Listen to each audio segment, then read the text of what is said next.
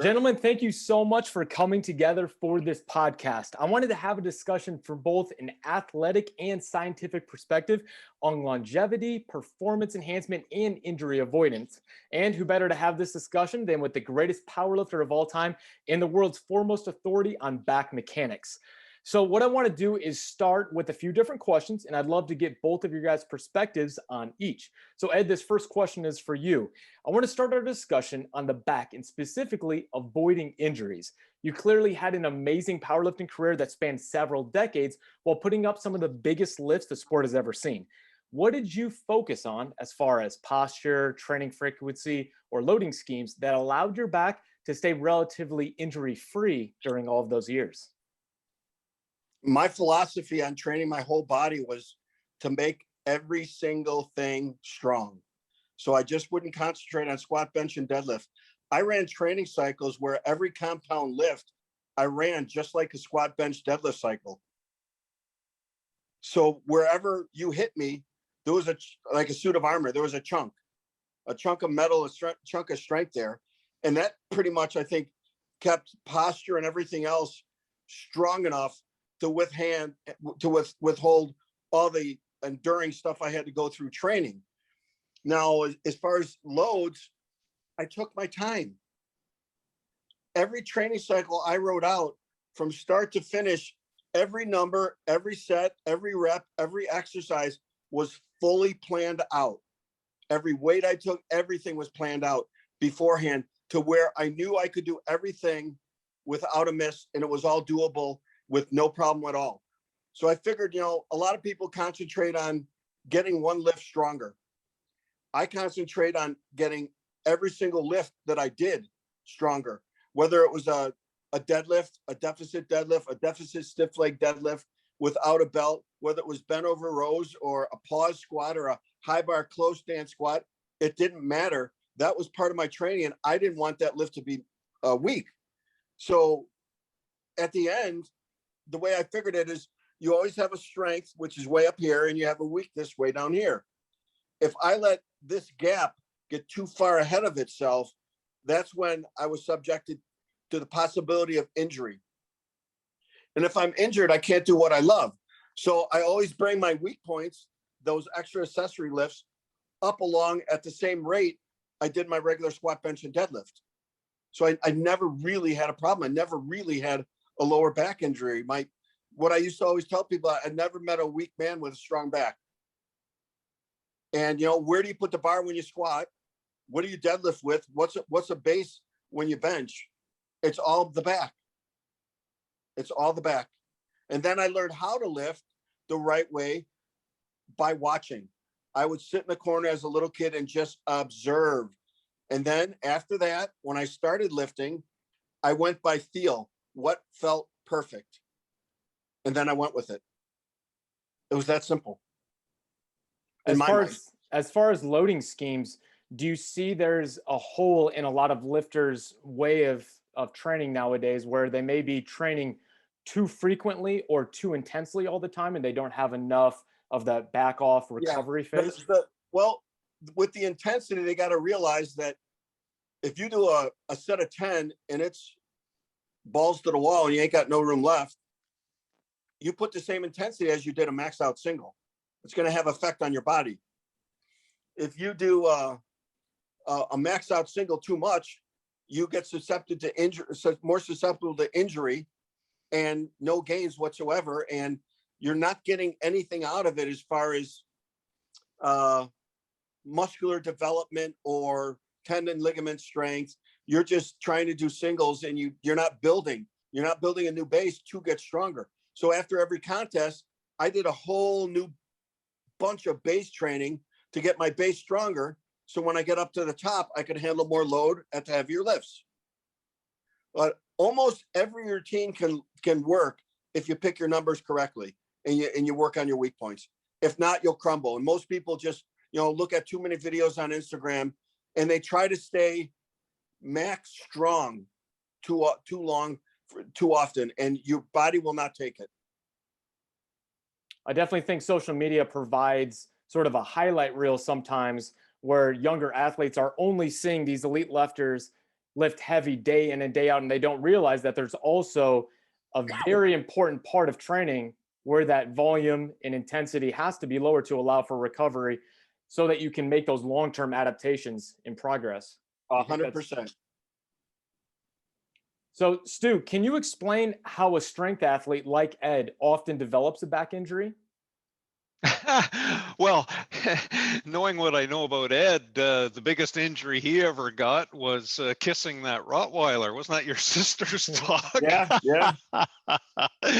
So Ed doesn't get back injuries. But if we don't talk about Ed and just strength athletes in general, from the highest level, injuries occur, and Ed alluded to this, when the tissue surpasses its biological tolerance. So the load is placed on the tissue that exceeds its tolerance and the tissue succumbs. But that's a function of adaptive response rate of the individual, their anatomy, their posture, which migrates load from one tissue to another, etc. And just, again, people use words that my brain has a difficult time computing because of my background. When you say back injury, to me, that's like head injury. It's non-specific, or leg injury. I need to know what particular kind of back injury we're talking about here. So let me give a typical injury scenario for not Ed, but someone like Ed. So I'm seeing a young, gifted power lifter now who is taking on too much volume, too much load too quickly. And there's two tissues that are at risk in that particular category of strength athlete. One is the end plate, which is the top and bottom of the vertebra. And there's a lot of flexibility in the bone. So when you load a lot of weight, you'll see the end plate here. You see that crack opening up, and the nucleus gel, which is hydraulic in the middle, bulges up on the end plate, and you get a little micro crack. Now those build up if the lifter doesn't follow Ed's very sage advice. You have to train and keep the adaptations occurring and not letting the rate of repair lag behind the rate of increasing load. So but a lot more happens. That's just the beginning of the cascade. The lifter may be aware of these with central pain up their spine, or they might not be.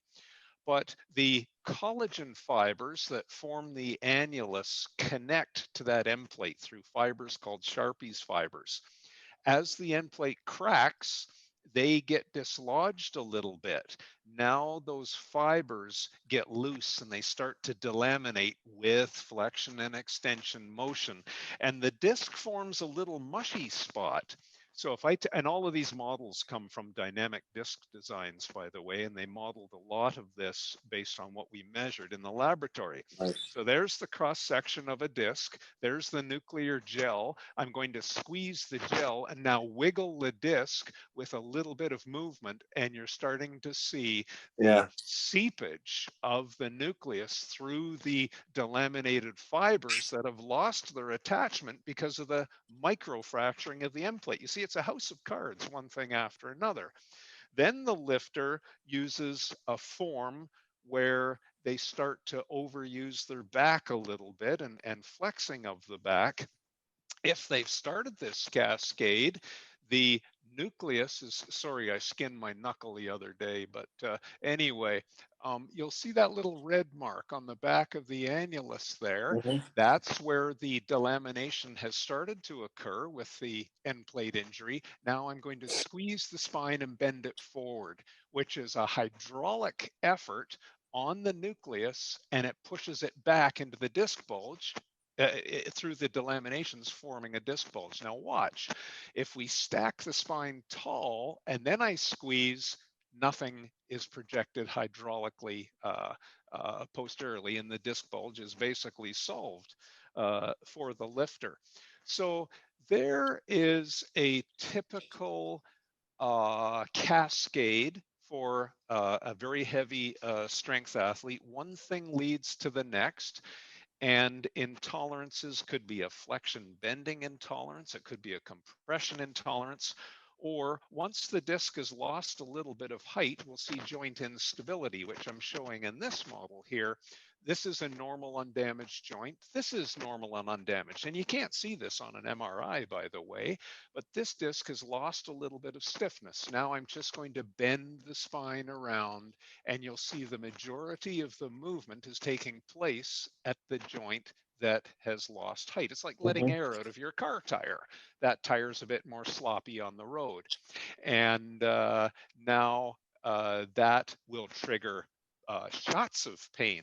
That lifter says, oh, I moved a certain way. Look, I can deadlift 450, and yet I bent down and picked up a pencil, and my back went out. And that very much, those micro movements are associated with that type of pain pattern. So that's why back injuries, my head gets stuck on that word. An expert assessment really peels the onion into very specific subcategories of back pain, and that guides you as to what the athlete should and shouldn't do. But getting back to Ed, you said athletes like Ed. Ed used great wisdom in programming, loading, deloading. Thank your mom and dad for great genetics and all the rest of it. That you know, he's the model of not getting injured. So Ed, I want to talk about a little bit of this wisdom that Stu alluded to in reference to your technique specific to the deadlift. Can you explain your sort of step-by-step approach to the deadlift? I've heard you explain it before as a little bit of a wiggle to get into a position. Can you explain that? Yeah, all my lifts were, I walked up and approached the bar exactly the same for 28 years. Because that put me in a position to get into the position, to get into another position, and so on. So when I walk up the bar, I would set my legs where I wanted them, and I want the bar close to me. Then I wouldn't bend over to grab the bar. I would squat a certain depth, grab the bar. As I grab the bar and pull the tension out, as I'm pulling everyone says chest up, but when you pull your chest up, it kind of locks your very upper back up, but it didn't do anything for my mid back or like my lower lats. So when I concentrate on picking up my sternum as I pull, all of a sudden every muscle from my neck down to my lower back gets squeezed and pulled in tight, which I guess is to protect my spine and maintain that position. So as I do that, at the same time, I try to wiggle my hips in closer to the bar under tension. So when I pull, my hips, so my glutes are already activated, and they start being used right away with my hamstrings and back. So my object was, how can I use my whole body into whatever movement I'm doing? And that was it. As soon as I started picking up my chest with tension against the bar, that's when I wiggled in and kind of moved my hips closer to the bar. And then my glutes are just ready to explode right from the bottom. Basically build that pre-tension in your hips ever before the bars move from the ground. Yes, in my whole body. Most people don't preload their hips enough. That's why their butts come up, and they end up using way too much back. Would you change any of your cues between a sumo and a conventional approach? No, it's the same thing. Perfect. Stu, can you explain the science behind this approach that Ed takes? Yeah, I can. I don't know how much more I can add to that, but basically we're talking about forming a wedge, and you want a jib crane to jib crane the load off the floor. So the body, from a scientific point of view, is a linkage. It's an articulated linkage with many segments. So consider a train. You have the locomotive, and then there's a little slack in the coupling to the second car. As the locomotive moves forward a couple of inches, then it pulls out the slack, and then the second car moves a few more inches. The coupling takes the slack out, etc. So the train locomotives actually call it stretching the train. And if you measure that in a long train, that locomotive travels a long way before the caboose actually starts to move. And vice versa. When they go downhill, bang, bang, bang, all the cars start to couple again. Well, the body is the same kind of a linkage. And what Ed was describing was you take all those little slacks out between the train cars. So your shoulder actually begins to dislocate when you pull those hundreds of kilos. So as he was saying, pulling down with the lats, he was screwing the head of the humerus right into the cup of the shoulder joint to take all of that slack out. I'm surprised, Ed. I mean, Ed and I remember coaching together in was that Columbus, Cincinnati. I think, Cincinnati, and you know, your cues at that time were just spot on to tighten up every single joint. You bend the bar, stiffen, take the slack out of the shoulders. You spread you open up the taint. That's it. All of those great coaching cues were to couple everything stiff. So in the very end, Ed would just squeeze the bar and then unleash the hips and flew. So you just squeeze the bar off the ground in that Yes, I particular could actually analogy. get so tight that if I flexed enough on the bottom, I'd actually make 345 kilos come off the ground this much before I even tried to pull it. Yeah, beautiful. Crazy. And that's not uncommon with a lot of the great ones. They use different wording to explain the same Yes. thing, but you get the bar moving just by getting tight and squeezing. Yeah. I think that's one area that many younger lifters could benefit from, is just, again, learning to get stiff, get tight, then start moving the bar. And too often, I think they forget about that part and they just go too quickly into it. They rush the reps, and sometimes just slowing it down and focusing on the basics proves so much more beneficial to the long-term performance and longevity of the lifter. Yeah, I'd say about if you have a problem with a lift during the lift, usually 95% of it happens at the very, very start, how you set up. How you set up, and basically if you set up correctly, the lift will end correctly. You have a much better chance of making it work. Yeah. So Ed, I wanted to dive still a little bit deeper into the deadlift technique and the performance, actual movement of the deadlift. There's a picture that's circulating around the internet. It's been there for a while, obviously, of you performing a very heavy deadlifting competition. And it's from the side view, and you can see like the slight curvature of the spine. Now, I've seen some people use that picture as a way of justifying rounding of the back when you lift. What are your thoughts on that? A rounding of the back when you lift usually is because you lose tightness somewhere, whether it be in your lats or in any part of your core. So if you lose your brace or you lose that lock-in point around your scapula, it caves right away. You don't have any support anymore. When I locked it in, it was just the fact that I had a huge back and I was locked in. You know, we all have our strengths and weaknesses that are all going to vary by a little bit. You know, a guy who's 6'5" with long legs and not a big hip structure and a big back is going to do a little bit more of a stiff leg deadlift than I would with someone who's short with hips. So it all depends on exactly how you're built and put together. And then as long as it feels really good and looks smooth, it's okay.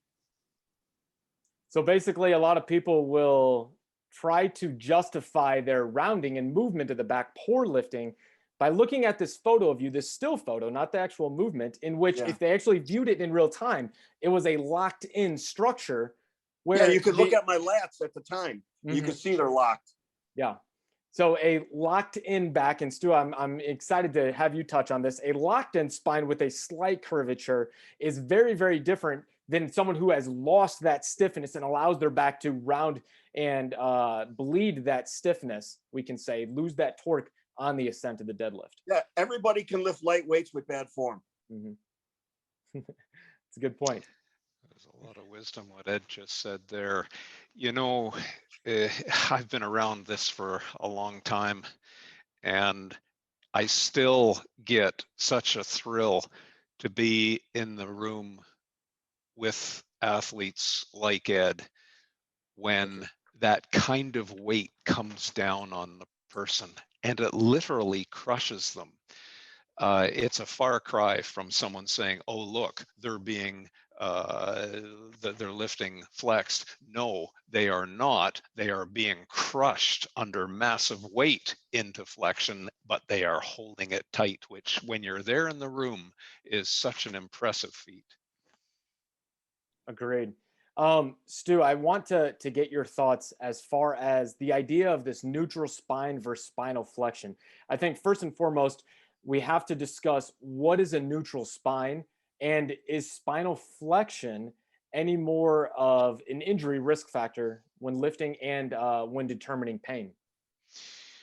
Okay, two questions. Let me start with a knee joint to address this issue of a neutral joint. The position of any joint where it has the least amount of stress is the neutral position. So if I could float in gravity, my elbow would find its neutral position. Least stress, not flexed or extended. So the knee, there's about the neutral zone or position for the knee, and there's quite a zone around that where there's no resistance to movement. And then at the end range, the ligaments really create an abrupt stop to motion. Why don't we have ball and socket joints in our spine? The reason is would have such a large neutral zone that you'd need a massive amount of musculature around that spine, because you're stacking a group of fruit, oranges, and asking it to bear a load. It won't work. But there are animals that do. Think of a whale. A whale floats in gravity. It has a lot of spine motion because it drives a very powerful fluke motion. Well, would it surprise you in developmental biology that a whale has a ball and socket joint? So here's a whale, and there's one end of the vertebra. It's a ball, and it has a socket, and that's how it drives its fluke with a ball and socket. And when we look at some of the early primitive mammals, they too had ball and sockets, but we've evolved discs because of the great efficiency. I can stand in neutral now and just hover, and I'm not using any muscle at all. It's the discs that are giving stiffness through the concept of a neutral zone to allow me to be very efficient with a rather slender torso. At least I don't look like a whale. And so you see, as a structure, from an evolutionary point of view, a disc is a fabulous thing, and so is this concept of the neutral zone. Now comes the interesting part of the discussion. When you move out of the neutral zone, you migrate stress from one tissue to another. Now, I've already given you the example of when you flex a spine, it creates hydraulic stress, which is made a lot worse if you have a pre-existing end plate compromise, or a little bit of joint instability, or a little bit of flattening of the disc. Anyway, that is the concept of a neutral position and zone for a joint. But now I have to give it a personal human context, because people write essays about the neutral zone and they use it as a rationale to explain how we should be moving. I'm a little bit puzzled by it, because the neutral zone changes very, very quickly. We could take a person, and we have measured all of this, and they can bend their spine back and forth on their hands and knees doing a cat-camel. There's no load, so it doesn't matter. But they reduce internal friction. And after about 7 or 8 cycles, you increase the neutral zone. So it's not a number, it's a variable. Now we're going to load that spine under compression. And because it's a disc and not a ball and socket joint, the joint stiffens. And when you add more load, the neutral zone keeps shrinking. And we've even measured in some spines, the neutral zone goes to 0 just before it breaks. So these arguments that, oh, so-and-so has a neutral zone, and they've never done the experiments, because if they did the experiments, they'd measure this huge variation in the neutral zone as a function of load and reps to soften it up and that kind of thing. So the neutral zone's always changing as a function of movement and load, but it's good technique that allows the person to mitigate any risk. So basically, if an athlete is able to lock their spine in place and limit motion whenever they're performing any type of a loaded movement, they are able to better stay within their neutral zone. Is that a good way of thinking about it? It's a perfect way. And interestingly enough, the most powerful evidence comes from the occupational literature, which has been much more developed and robust. Of course, injuries cluster around sports. You know, I could name some certain injuries and you would right away say, oh, it's those kinds of athletes that get them. We know who gets disc herniations. We know who gets spondylolisthesis because of the chronic exposure. But in the athletic world, we know that workers who pick loads up off the floor versus knee height have a much higher risk of disabling back pain due to disc bulges. We know that. We know that from the Liberty Mutual studies out of Boston, that's by the insurance company who's trying to reduce insurance liability through limiting back injury. That when, do you remember our old work where we showed your spine swells through the night and you're actually taller when you wake up in the morning? In other words, your neutral zone is less because you slayed in bed for 8 hours. The bending stresses are 3 times higher than what they will be a couple of hours later. So if you get up and bend and train first thing in the morning, you elevate your risk of injury. Well, that's what the basic science from our laboratory showed. And then Professor Snook from Liberty Mutual tested it on groups of people. And he showed that he was able to bring down disabling back claims by limiting spine flexion in the morning.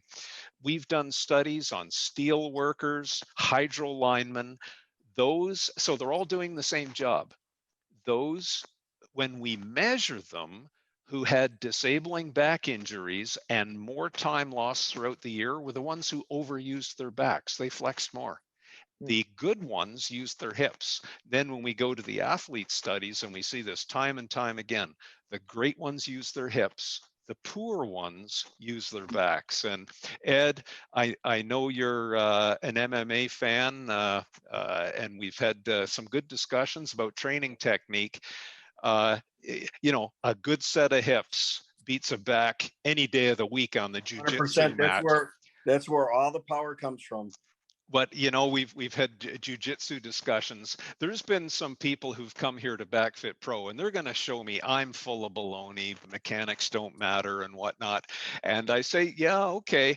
Guess what? We're going to jiu-jitsu class tonight. Come along, I'll loan you some gear. And then a little yellow belt has them tapping out in 20 seconds, time after time again, just showing them how important posture really is, because their joints are going to break very quickly.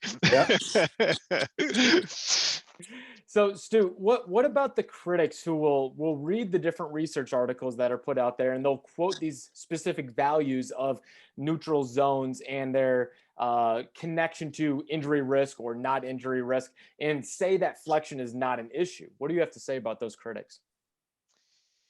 Well, I strongly suspect the critics have never tested spines, because they would have seen what I just described, that the neutral zones are highly variable based on the load and the repetitions of cycling and all of that. But typically, they don't have a context to their argument.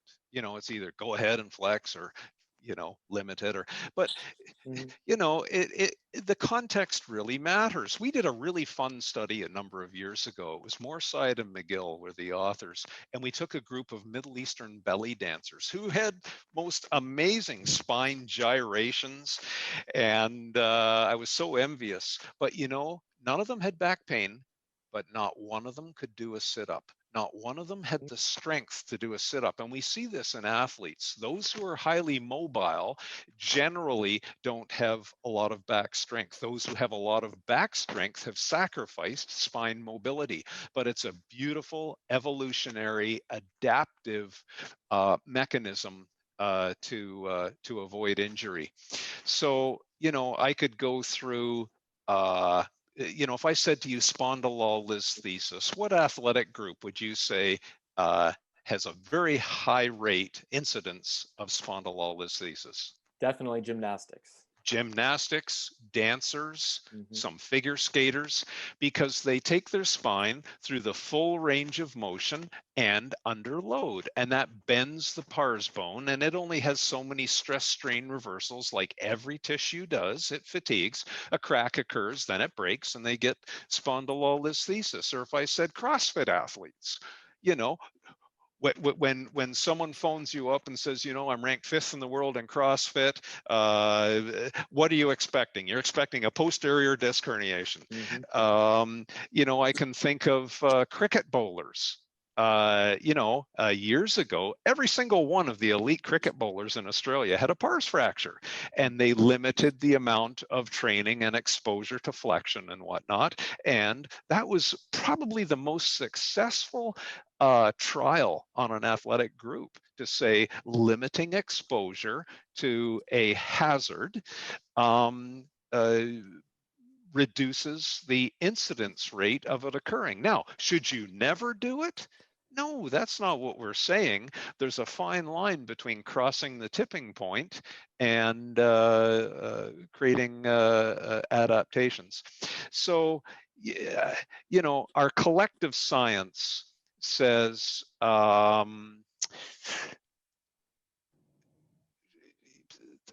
you have to interpret the neutral zone as this variable, and you can't go to a single study and say flexion is not an issue, or bending is not an issue, or load is not an issue, or anything else, because you've got to have quite a tight context. A power lifter is not an MMA athlete, is not a baseball pitcher, is not a golfer. Definitely. Ed, I'd love to get your experience, obviously in your own lifting, but then also just being in the sport for such a long time. Have you seen trends with athletes that used their back way too much, as far as you would see a lot of movement from the spine during the pull of the deadlift, and maybe any trends you saw in back injuries that would occur? Only when I was younger, because those guys didn't last very long. They don't get old in the sport. I tell everyone at any workshops I do that if you truly love what you do, and you do because you paid to be here, is you want to last as long as you possibly can. And that's where it comes to, you got to dot your I's and cross your T's. You got to do all the little things to keep everything strong and together to work as one unit, rather than, oh, I'll pull with my back, then I'll try to use my hips at the end. Well, now it's too late and you're in a bad position. And the only way to correct that is to break yourself down to where it's really lightweight, and do a huge amount of humbling training. And because all your parts, there's so many parts that are so strong, but there's so many that are so weak on people that the weak ones show up and they destroy you at the end. It's just like we're a sum of all our parts put together. And if all those parts aren't put together strong, it's just like what Stu said with a train. What happens if there's a weak link? Train doesn't move, or else it breaks apart. And it's done. Especially when you talk about anything that has to do with a back and a load, that's unbelievable amount of pain and suffering that you may never get back. Once you have a back surgery, it's really, really hard to be back to normal. It's not like other injuries. So yeah, they just don't last too long. They're too gung ho. And there's been some guys who were horrendously strong. I had a guy that I used to help out. When he trained with me, he'd go 8 for 9 or 9 for 9 in a contest. But when he watched videos, he got so hyped up because of what everyone else did, it would take him out of his game. I mean, he did a walked out front squat with no knee wraps with 855 pounds, then ended up hurting his hip. Too heavy, too often, too much load, too often. He didn't take the time to build back up to get ready to do 855 to 900. So he didn't base his training at the beginning on saying, okay, this is what I need to do at the beginning to get me to the end. He just wanted to get to the end too fast. And that's what too many of the guys do nowadays. And as soon as you put too much load on there, or too much volume and intensity for too long, now your technique breaks down because the little things can't hold up to the load that they're getting put on them. And then it exacerbates and exacerbates, and your technique and your motor patterns get worse and worse and worse. So a lot of times you wonder, well, it didn't feel heavy. Why did I get hurt? Because your motor pattern isn't the same as it was when it was perfect. True. And That I think happens all the time. the big thing that I think a lot of people don't realize is the more you lift with poor technique and the more load, you ingrain that motor pattern in your mind to move that way, so that when you do default under heavy load, you default to that problematic motor pattern. Yep, that's when you get hurt or stuck and you can't grow. And everyone says they blame it on the routine. It's not the routine. It's you. You did it yourself. And just take your time. Make it perfect all the time, and you'll never have a problem, and you could do it forever. I love it. Now, can I offer just a short comment to shore up what Oh, Ed of just course. said, but maybe in a different way? You know, over the years, I've had a lot of and really an impressive number of top lifters who've come to me after they've injured their back. So clearly they're skilled. Clearly their training is good. They've already got some records. But I'll say, bring the film of your injury, and that's when you unveil the problem or the mechanism. They didn't have a correction strategy. So as Ed just pointed out, they got tired and they made a little boo-boo, but they paid dearly for the boo-boo because their correction strategy. So when you're under heavy weight and you get the thrust line from the bar off 2 millimeters, you're here. Now, if you're under 1,000 pounds, you're not going to correct it. So the guys, they might try and correct it with their back, and bingo, they just overloaded even a strong tissue. But if they learn to use, they pressure their toes down a little bit as a leaning tower, that could have been a strategy away from their back, or a little bit of a hip shift. That would have been a strategy. So we pull them, we humble them right back to beginnings, and establish those patterns and give them little strategies to correct the, you know, I'm going to ask you, Ed, how many times in your life did you lift the perfect lift? Definitely not as many as I was a little bit off. My point was, I've just talked to the best power lifter of all time, and he didn't say, oh, well, most of my lifts were perfect. The perfect lift occurred very rarely, even in the best lifter in the world. I know Brian Carroll says, you know, he's really had one great lift in his life.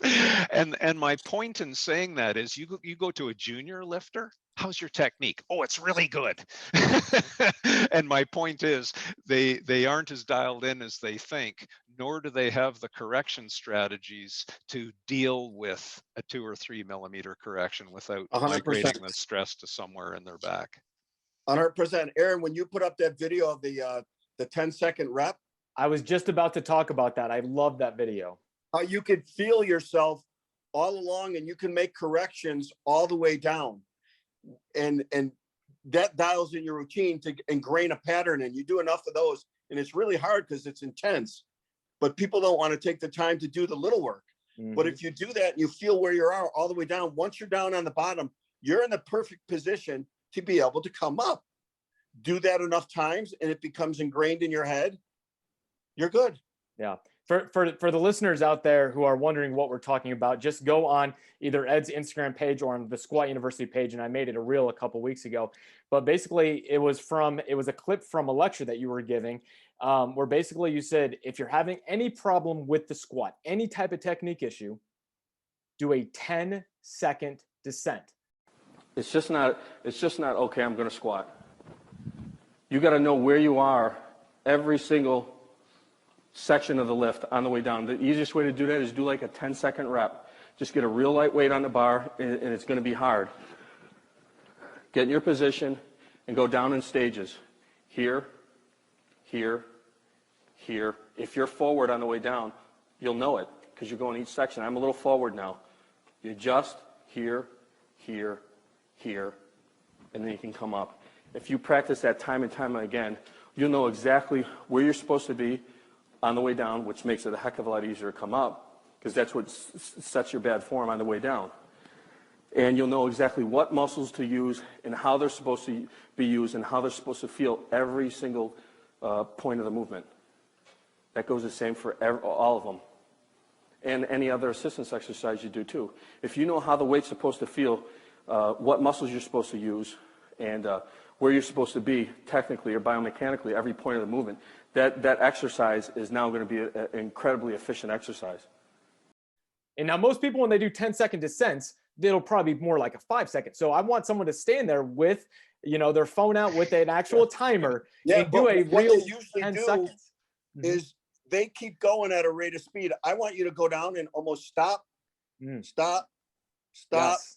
stop, and then you can actually feel where your feet should be, where how to open up your hips, your taint, like we talked about, how to tighten your back from middle and lower lats to lock you in. Because once you're locked in, even if you bend over a little bit, you're still not going to round. I love that. It completely engages the brain-body connection through the full body. So you feel every aspect of your weight bearing through your feet, all the way through your hips, your back. You feel everything engaging, and you can realize in real time whether or not something's just a little bit off. So you can make those corrections like Stu was alluding to.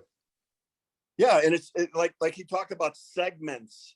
It's all segmented. You may do it fast, but it's still segmented all the way down in your body from head to toe. I love it. So Stu, here's one of the last questions that I had for you is, again, on the topic of flexion. Some of the critics, almost every time I will put a video on social media about flexion and how we want to avoid the movement of flexion whenever we're lifting, there will always be at least one or two people that will make a comment, and yet they will cite one of your papers. For example, one of them is on the kettlebell swing, and anyone can go out there. I can link it in the podcast notes below. And the description from the paper reads, of all the participants, lumbar spine motion ranged from 26 degrees of flexion from the L1 to the sacrum at the beginning of the swing to 6 degrees of extension at the top. So they will cite that and they'll say, see, even in a kettlebell swing, there's 26 degrees of flexion. So therefore, flexion is unavoidable whenever we lift. So Stuart McGill is making too much of a fuss because it is simply unavoidable when you lift. How are they misinterpreting this? Wow. Can I have 5 or 6 minutes on this one? Because have as much time as you need. There's so much to unpack in what you just described. Am I glad I'm not on social media very much? Well, the issue, first of all, is one of relevance and context, which we've said so many times throughout this session here. So first of all, my thought on consuming a single study like that one.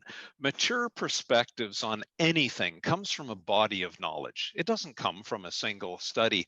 And over the years, we've tried to contribute to that body of knowledge and evidence with the 6 pillars. We've done studies on spines in vitro, loading them and seeing what loads are linked to very specific types of injury. We've done in vivo studies where we measure the stresses and the loads in people's tissues as they lift with different form, throw, kick, carry, run, etc. We've done, we ran the experimental clinic where every client who came in, we subcategorized their back pain. We know if they complied with our recommendations. We followed up with 2 years later to see if it made a difference or not. I mean, we know exactly what worked and what didn't for all the subcategories. We had a radiology suite, so I was able to link their radiology with their specific pains and their recovery. We did epidemiological trials looking at different groups who have common exposures in sports and in certain occupations with the incidence of back pain and whatnot. Then we ran clinical trials on, I can talk about many trials. We ran one at Goodyear Tire, and we gave them instruction in spine hygiene. And then 2 people stayed with them throughout the year, trying to get them to move well and lift well. They decreased their back pain insurance claims 5-fold by doing that. It was a wonderful dollars and cents. We've worked with fire departments, different sports teams, different gymnastics teams who've decreased their rates of injury over previous years, etc. So there's the start of this idea of context.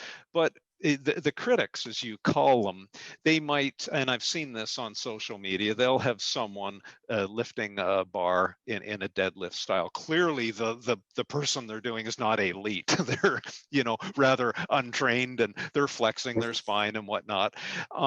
But what's so interesting, back in the early 90s, with my first PhD student, a student named Jacek Holowicki, who emigrated to Canada and quickly became the record holder in Canadian powerlifting. He was a beast.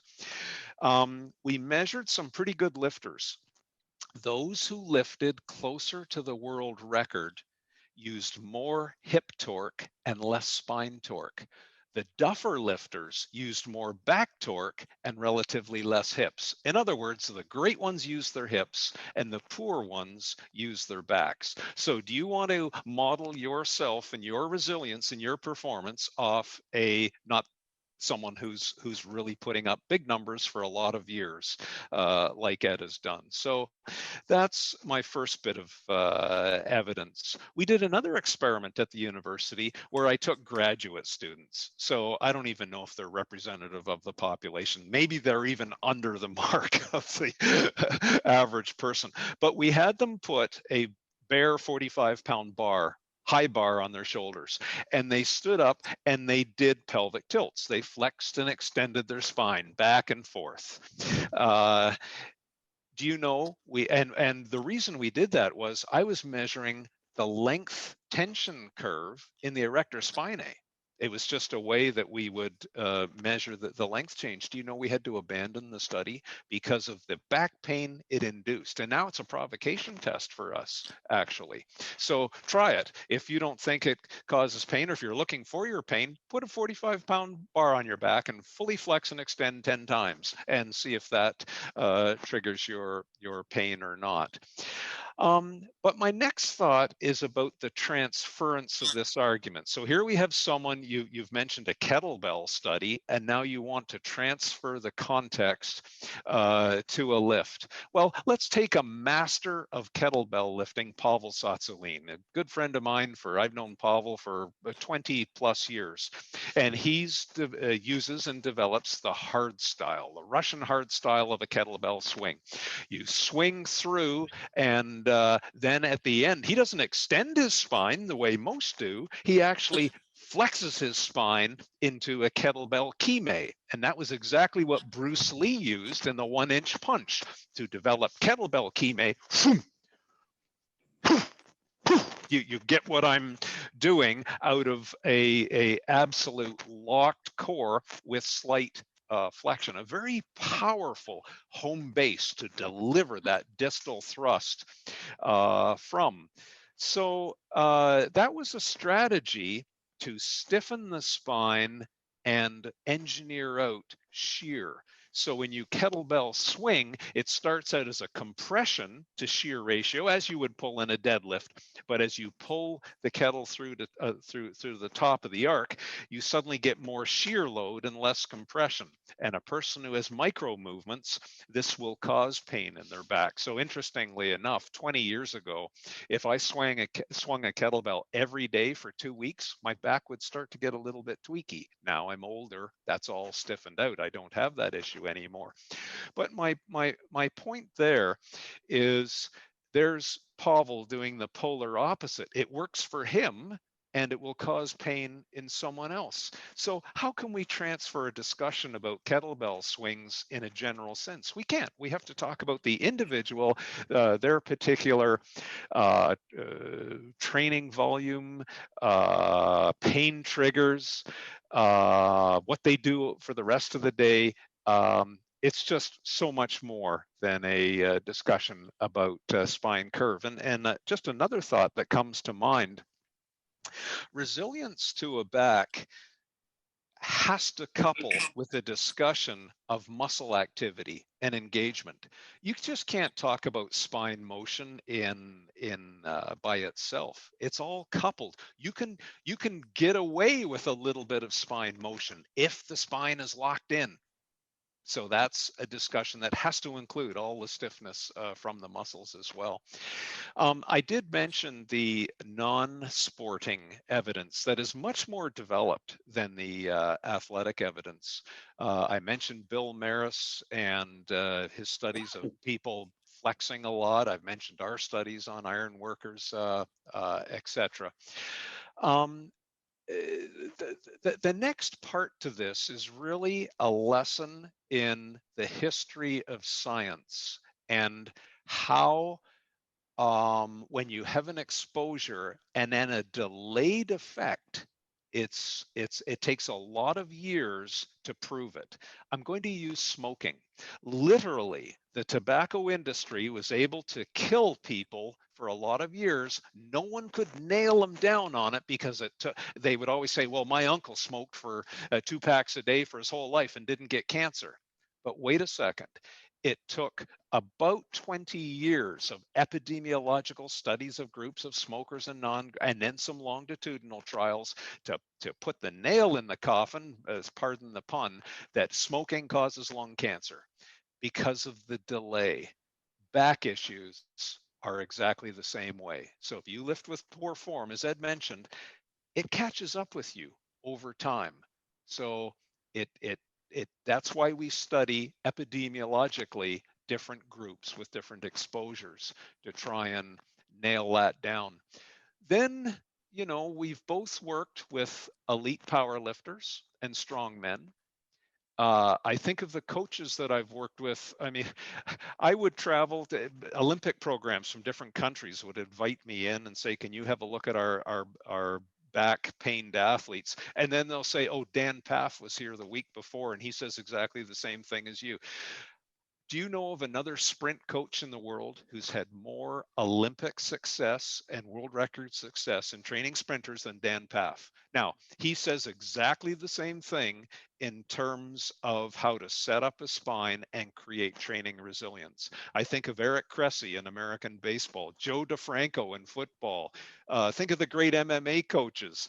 I mean, you've got to move your spine to play jiu-jitsu, but you also have to limit the load at the same time as well.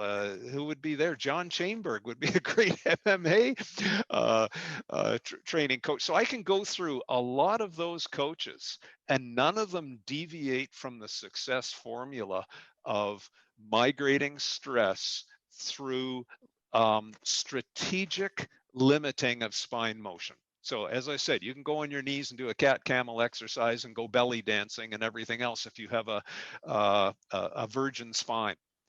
But once you start putting load on it, biology only gives you so many stress strain cycles before the accumulative effect occurs at the micro level. And if you don't pay attention, it will occur at the macro level.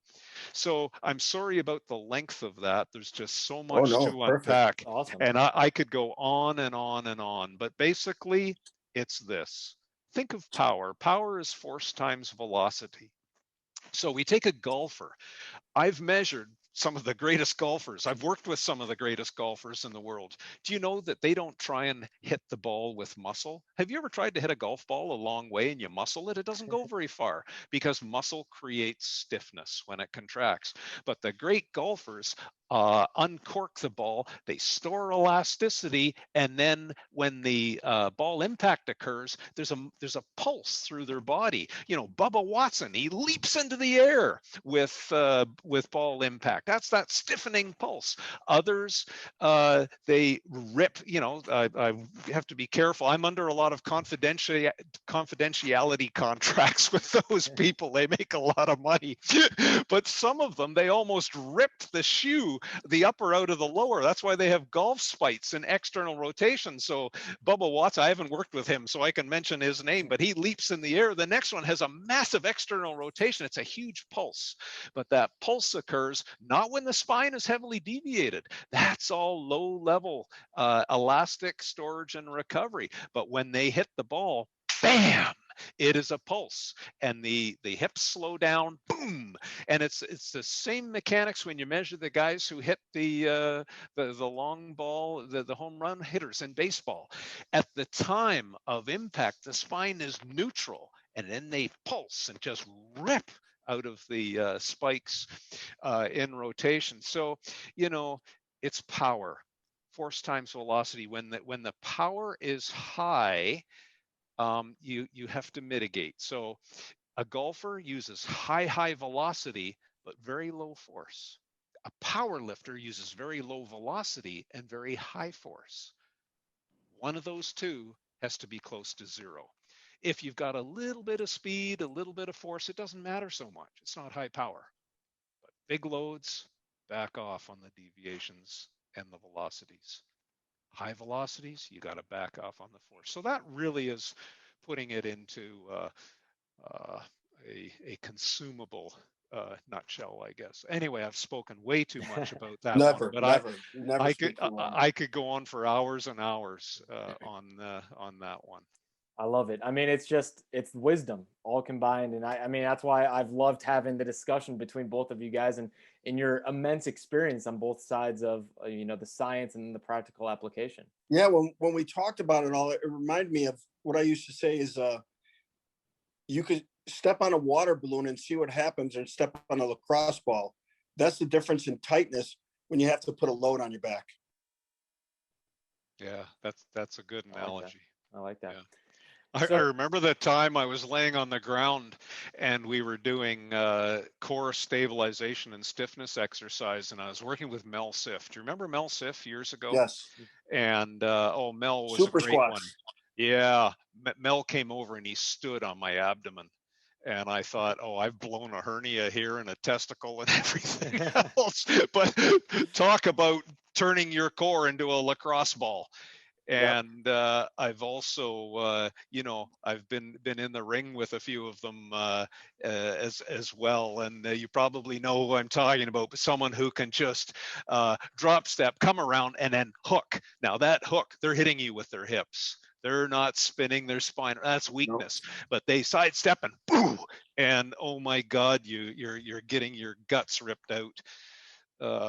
So again, it's low power in the spine because the spine velocity was zero with that enormous muscle pulse.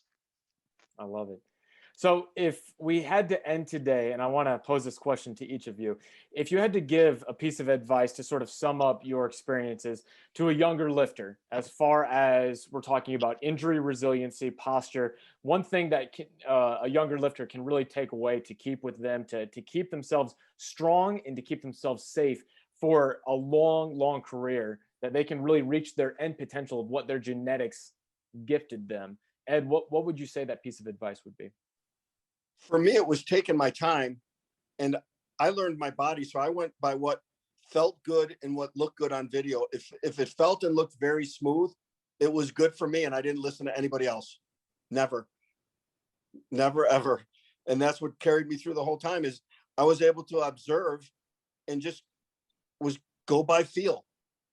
If it didn't feel right, it wasn't right. And most people keep going looking for a number instead of dropping back, and don't look for the number first. Look for what feels good to get you even higher than that. That's what worked for me. I like that. Chasing the feeling and chasing the movement quality rather than chasing the numbers. And in doing so, the numbers will come. Yeah, and you'll last a lot longer. And that's what it's all about, when we can have that longevity, be able to do what we love for the rest of our lives. Yes, sir. Stu, same question to you. If you had to boil down a little bit of wisdom for a younger lifter who wants to remain resilient in the sport of picking up heavy things. Well, I've had a bit more time to think about it. I would say choose your friends. I would listen to Ed Coan. I would do anything I could to go to his seminars and listen to his great wisdom. I would listen to SquatUniversity and the wisdom and the good material that you keep putting out there. I'd read Rebuilding Milo. It's all very sound stuff. So choose your friends and get it from the people who've been there and continue to do it.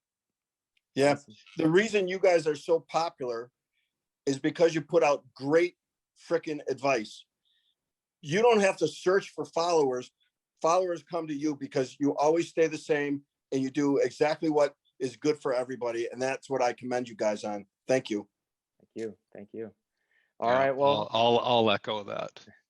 Well, I think that's a great way to end the podcast. Again, thank you guys both for coming on the podcast. This is by far my favorite podcast I've ever done, to be able to sit down with both of you. Thanks. It's truly an honor.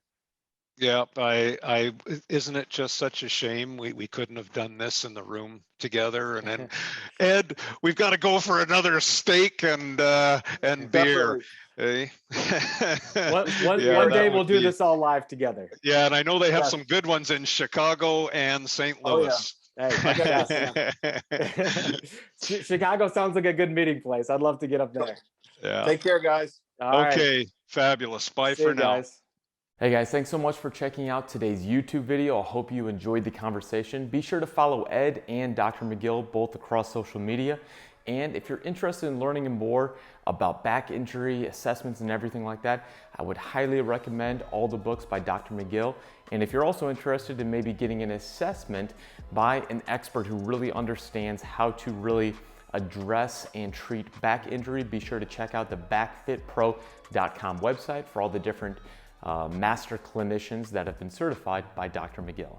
Thanks, guys. They say that energy flows where attention goes, so I pay no mind. Why waste my time with all these negative cats scratching? So caught up in their egos, these people have